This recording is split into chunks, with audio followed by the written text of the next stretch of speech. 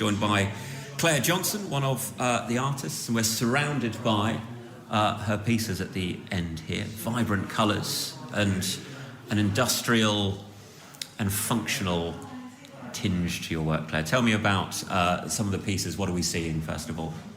Well, there's several water towers here.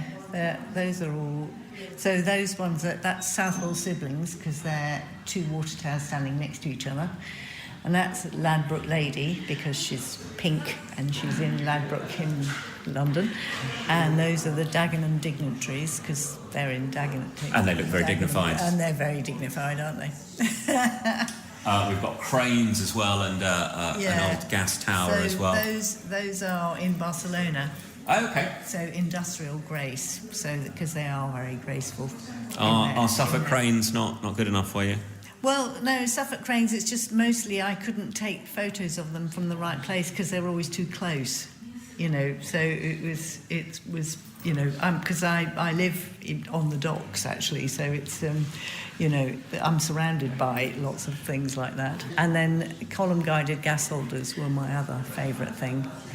So, and they're all royal. That's Crown Zero over there, because it's at Greenwich, which is the start of time. Start of time. Yeah, indeed. So, I mean, the cranes are still working, but certainly water towers and the gas structures are remnants of technology. Yes, past. It is that past. Appeals to you. Yes, yeah. It does, yeah. So it was in industrial buildings and brutalist buildings was my thing. Why? Well, partly because I live in a very industrial area. So the grain tower is right opposite where we live. So that was one of my first pictures. And then there's a wonderful column guided gas holder in Great Yarmouth, and I did that. And then I just kind of went from there, really. And I was working in what I managed to do is to be part of a gallery in London that was run by artists. So a lot of these are sort of London-y based, although in the Ferini they tend to be around here on the whole. But I mean that's a London one. But. So the style, we've got the structures, we've got kind of vibrant, playful colours, pinks and yellows and oranges, set against a very beautiful kind of light blue sky with this kind of dot printing over the top of it. Tell me about how you create the images. Actually, the dot is what I do first. So first of all, I get the photographs and then I scan them and put them in the computer, and then I can make them dotty. So, and then I'll remove some dots if I don't like them, and then I can print them out and then get them put onto a screen printing screen, and then so I do the screen print first, and then the rest of it I then get the picture and turn it over and draw on the back with a lens underneath it, so I can do it backwards. Okay. Because to do monoprinting, so then I put them behind a clear plastic square, so that I can see where the colours need to go. Okay. Well, the colours just go, and then I do about 3 at once because they're monoprints. These are mostly the second print. I think that's the third print because it's paler. They get, they start off quite dark and then they get paler. And then I move the colours around so that even though I'm doing 3 at once, they don't all look the same. So, because they'll get little different bits of stuff on them that is, works.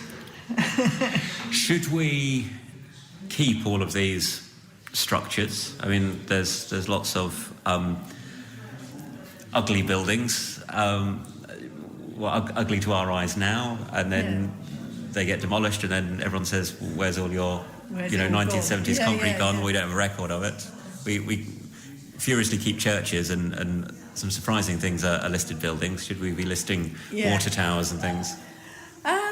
Yeah, I suppose it just depends on, like, you never know, they might need to build some houses there or something, in which case, you'd have to take them down. But I think those South Wales siblings are both still there. And I don't know about Ladbroke. Actually, that one turned into a house. Somebody's living in it.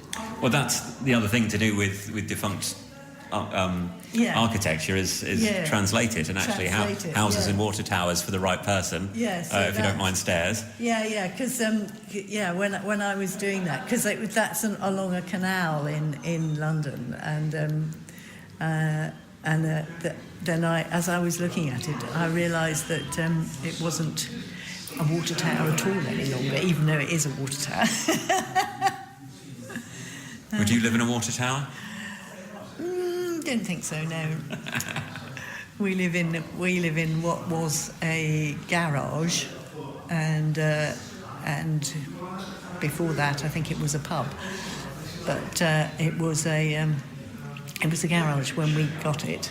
And okay. So we had a big hole in the floor, so we had to cover up, and because both me and my husband are both artists, so so he has a studio in the bottom of it, and I have a porter cabin outside, and it's all, and then we live upstairs in 4 rooms,